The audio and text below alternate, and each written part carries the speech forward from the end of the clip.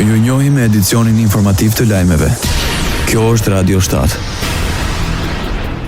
Komisioni disiplinor pranë Federatës Futbollit Maqedonisë së Veriut dënon broritjet nacionaliste në ndeshjen mes Vardarit dhe Bashkimit. Në këtë kushte vendosi dënimin e skuadrës së Vardarit me 5.000 euro gjop dhe një ndeshje pa publik. Komisioni disiplinor konstatoi se vendimi i delegatit të ndeshjes për të dhënë paralajmërinë për shkak të broritjeve nacionaliste ishte i drejtë, si dhe vendimi për ndërprerje të përkohshme të ndeshjes. Ndërsa është hapur procedim dhe ndaj delegatit në ndeshje midis Shkëndijës Araçinës dhe Prespës për shkak të mosdorëzimit të fakteve të rëndësishme lidhur me situatën për vendosjen e flamurit shtetëror në stadium, si dhe për rrethanat e tjera që lidhen me organizimin dhe zhvillimin e ndeshjes, përkatësisht praninë e personave jo zyrtar në fushë gjatë ndeshjes, thon nga Federata e Futbollit e Maqedonisë së Veriut.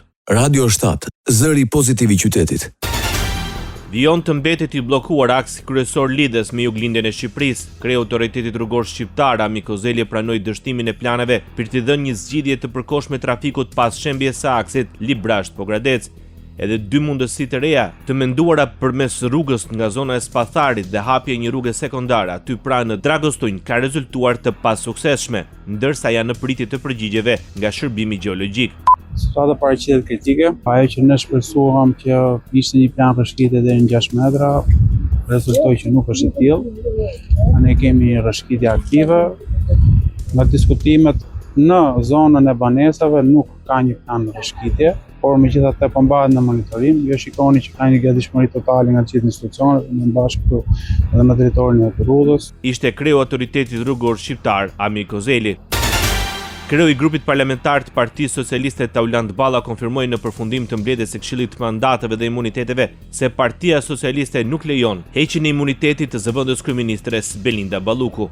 Do të kemi një diskutim dhe e para një informim nga ana ime dhe antarëve të tjerë të Këshillit të Mandatit në një nga mbledhjet më të para të grupit parlamentar, ndoshta e para e mbledhjet e grupit parlamentar, sepse siç e dini, nuk e jep autorizimin Këshilli dhe pas atij komunikimi, sapo kolegu im Ulthimania të ketë hartuar plotësisht raportin në emrin e 5 sheston, sepse nuk pati dakordsi për të pasur një relator, do të kemi 2 relator. Zoti Manja do të hartoj raportin ton. Partia Demokratike pritet kërkoj nga kuvendi të lejoj SPAK arrestimin e numrit 2 të qeverisë socialiste. Pas mbledhjes së Këshillit të Imunitetit, Gazmend Bardhi akuzoi kryeministrin Edi Rama se kishte urdhëruar 5 antarët socialistë të ktheheshin në buroj për Ballukun. Bardhi po ashtu zbuloi dhe qëndrimin e SPAK brenda në mbledhje, ku kërkojnë arrestimin e saj. Edi Rama kishte urdhëruar sot 5 antarët e tij në Këshillin e Mandateve që të bëheshin buroj politike për të korruptuarën Belinda Balluku.